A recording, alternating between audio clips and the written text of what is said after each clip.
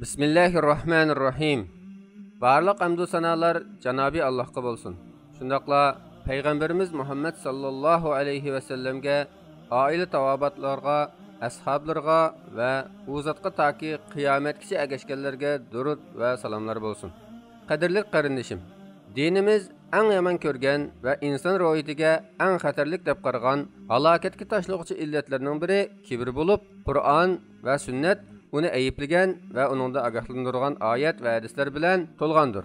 Misal alsak, Allah Taala mundaq degan: "Yer yüzüde nahaq takabburluk qildiganlarni qudret dalillerimden yiroqlashtirman. Allah takabburluk qilg'uchilarni haqiqatan do'st tutmaydi. Ularga cehennemning darvozalaridan kiringlar. Cehennemde mengu qilinglar. Mutakabburlarning joyi nima degan yomon?" deyiladi. Peygamber sallallahu aleyhi ve sellem kibirning xatiri ve mahiyetini tövendeki bir hadiste iniq bayon qilgan.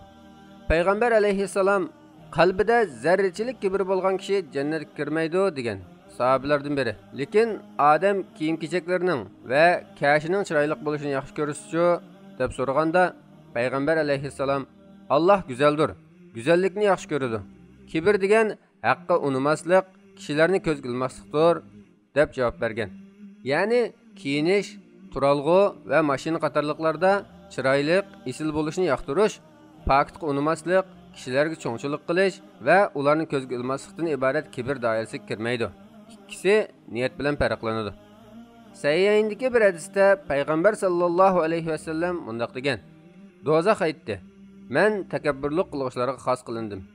Sufyan ibn Uyayna aytdi: "Ko'ngil tartqanlikdan günah ma'siyat qilib qolgan kishining tavbasining qabul qilinishidan umidvor bo'lgan.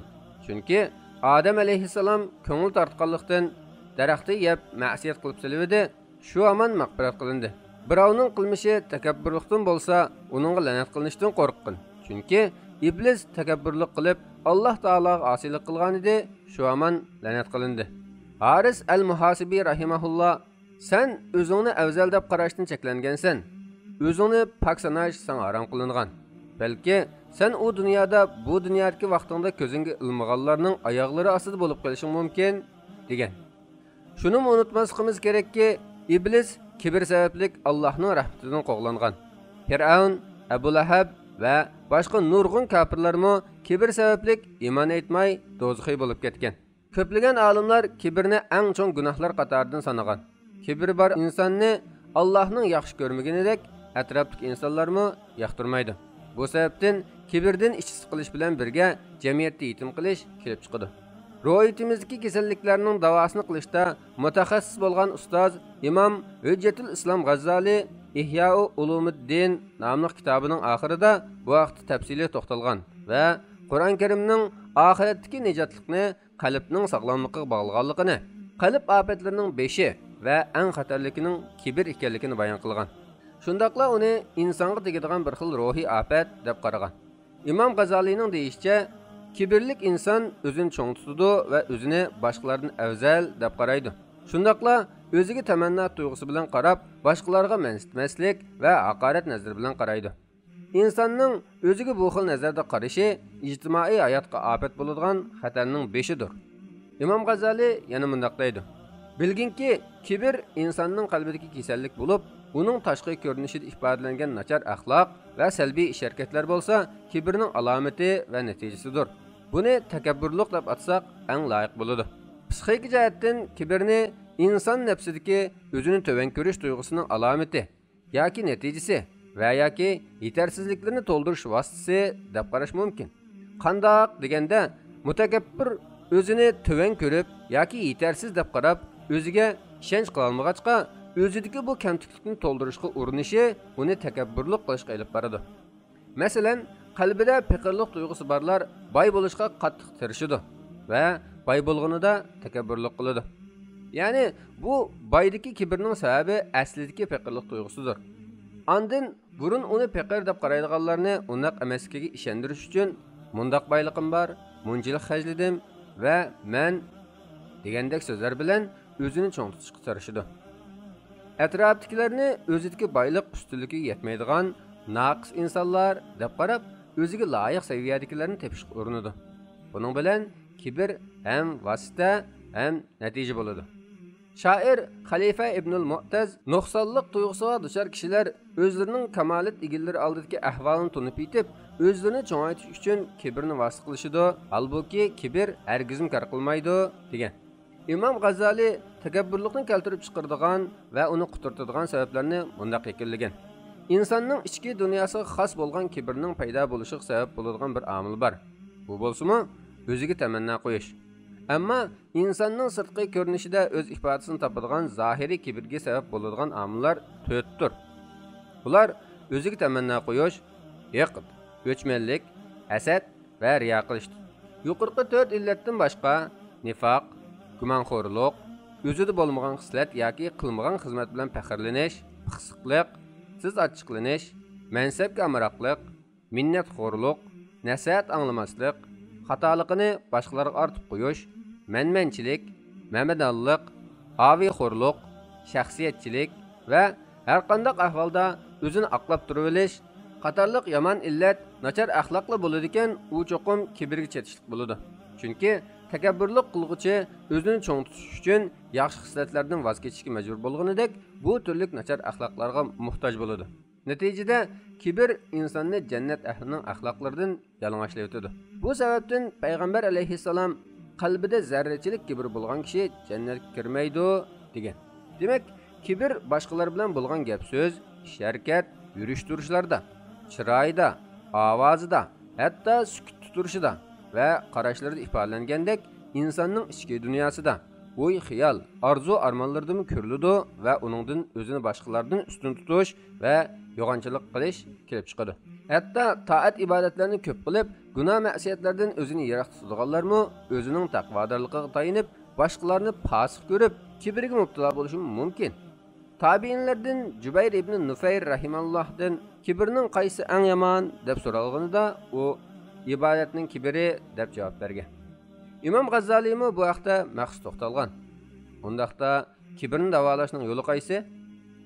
Yuqorida bayon qilinganidek, kibr halokatga tashlag'uvchi psixiki va ijtimoiy marazlarning eng xatarligi bo'lg'achqa, uni davolash farzdir. Uni yo'qotish uchun nafs bilan uzun muddat jihad qilishga to'g'ri keladi. Kibr misoli bu yomon daraxtning yiltizi va g'oli bo'lsa, takabburlik alomatlari uning shox yo'pirmoqlaridir. Shunga tövendeki qadamlar bo'yicha davolashni yiltiz va g'oliga markazlashtiramiz. Birinchi, oldi bilan bu marazning mohiyati, xatari, turlari, darajalari va davolash usullari qatorliqlar to'g'risida atrofliq ma'lumotga ega bo'lish kerak. Chunki davolashning ilmiy asosi bo'lishi zarur. Buning uchun Imom Abu Hamid al-G'azzalining Ihya'u Ulumuddin, ya'ni din ilmlarini yashartish nomli kitobini yoki uning qisqartirilmasi bo'lgan Muxtasaru Minhajil Qasidinni yoki Imom Ibnul Javziyning Talbisu Iblis, shaytonning ozdirishi nomli kitobini yoki Imom Ibnul Qayyimning Madarijus Salikin, ya'ni saliklarning manzillari nomli kitobini va yoki bu vaqtda yozilgan yaxshi kitob materiallarini o'qib, kibr to'g'riliq to'liq ma'lumot egallash kerak. Ikkinchi, inson bolasida bo'ladi ekan, bu marazdan to'liq xoli bo'lib ketalishi yoki uningdan osonlik qutib ketishi basi mushkuldir. Shunga uni davolashga mustahkam iroda shartdir. Buning uchun uzun muddat tinimsiz g'ayrat va haqiqiy samimiyat ketadi. Bu illatdan qutulishda rostchilik qanchalik chin bo'lsa, unumi shunchalik yuqori bo'ladi. Uchinchi, turli farz va nafli toat ibodatlar kibr va takabburlikning davosi va uningdan saqlanishning chorasi bo'lib, dinimiz belgilagan bu ibodatlar o'z navbatida kibr, riyo va nifoq qatorliq yomon illatlarning davosidir. Masalan, Allohga qulluq qilib sajdaga bosh qo'yish va peshonini yerga tekkizish Allohning oldida o'zini to'van tutish va bo'yin egish tuyg'usini bag'ishlaydi. Roza insondagi takabburlikni davolab, och va ussizlik bilan insonning ojizligini his qildiradi. Hajda hamma o'xshash ihromlik kiyib, tavob, sa'i va arafatda bir-biridan farqlanmaydigan holatda bo'ladi. Zakat bo'lsa, boylardagi takabburlikni pasaytiradi. Demak, dinimizdagi toat ibodatlarni joyida ado qilishdagi izchillik kibrni davolab qolmay, buning oldini oladi. Payg'ambar sallallohu alayhi va sallamning ish izlari, axloqi, jumladan kamtarlikni o'rganishmi kibrning oldini oladi va uni davolaydi. 4. Qalbdagi kibrni davolashda iymoniy tarafga kuchayish intayin muhimdir. Chunki iymon boshqalarning manfaatini qo'g'dash va ularga kamtar bo'lishni taqozo qiladi.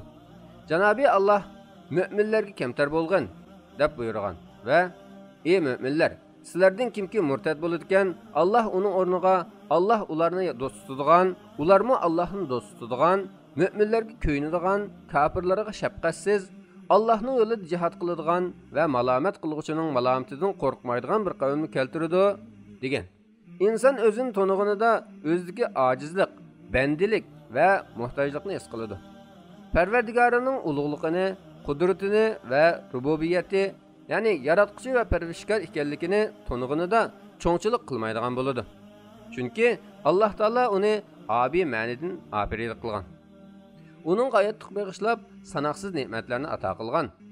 Oxirida qabriga, ondan yana shu zot Allohning huzuriga bordiqligini bilsa, takabburlik qilishning o'rni yo'qligini tushunib yetadi. Janobi Alloh taolo mundaq deydi: insonga biror musibat yetsa, bizga duo qilib, iltijo qiladi. Ondan uningga marhamat qilib, biror ne'matimizni ato qilsak, u mening alohida bilmim bo'lganlikdan bu boylik erishdim deydi. Qarung'imi Alloh boylik ato qilgandan keyin u takabburlik qilgan. Qavm uningga ko'ngillanib ketma deganida, Qarun mening alohida bilmim bo'lganlikdan bu boylik erishdim dedi. Yana bütün insonlarning asl zotiga qaraydigan bo'lsak, insonlarni barobar va qarindosh qilgan islom tuzumidimi, ularning hammasi bir ota va bir onada yaratilgan. Bu haqda Alloh taolo mundaq degan: ey insonlar, sizlarni biz haqiqatan bir bir ayoldan, Odam bilan Havvodan iborat bir ota, bir onadan yaratdik. O'zaro tanishishinglar uchun sizlarni nurg'un millat va urug' qildik. Haqiqatan eng taqvodor bo'lganlaringlar Allohning dargohida eng hurmatli hisoblanasizlar. Ya'ni kishilarning bir-biridan ortiq bo'lishi nasab bilan emas, taqvodorlik bilan bo'ladi. Alloh haqiqatan hammani bilguchidir, hammadan xabardordir. Buningga asosan ulardagi afzallik faqat taqvodorlik va solih amallar bilan bo'ladi. Taqvodorlik bilan solih amallar bo'lsa, boylik, bilim, kuch-dengirlik va boshqa aloyiqlar asosida takabburlik qilishni to'sadi. Demak, bir tutash bo'lgan islom o'lchami bo'yicha ish tutish insonni islom mantiqi bo'yicha tafakkur qilishga, islom o'lchamini asos qilib muomala qilishga odatlantiradi va uni kibrdan yiroq tutib tarbiyalaydi. 5. Har bir kishi o'zidagi ichki kibr bilan sirtqi takabburlikqa sabab bo'ladigan o'ziga tamanno qo'yish, yiqid, o'chmanlik, hasad va riyokorlik qatorliq kibrning 4 omilining qaysidan manbalanganligini oydinlashtirib olishi lozim.